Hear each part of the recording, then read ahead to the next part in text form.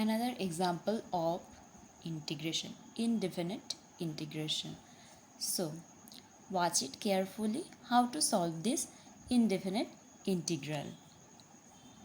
Here we see that 1 minus sin x.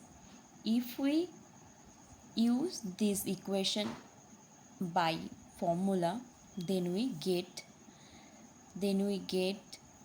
a standard equation which we easily solve.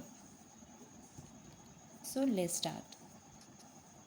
Integration.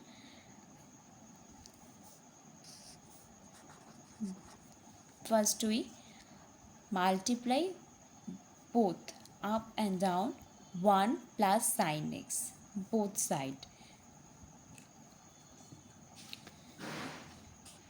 1 minus sin x, it is given that, and we multiply by 1 plus sin x. 1 plus sin x.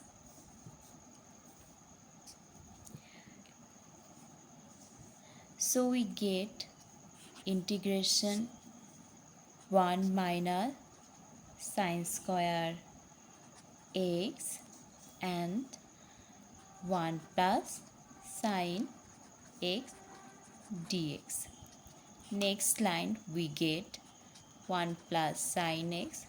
From this we get cos square x dx. So next line we divide each part of equation by cos square x. So here we get 1 by cos square x equal to sec square x dx, plus, and we divide cos x into cos x, then sin x by cos x,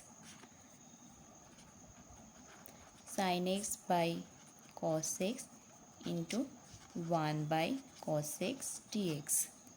Okay, so we write as it is, and we get from this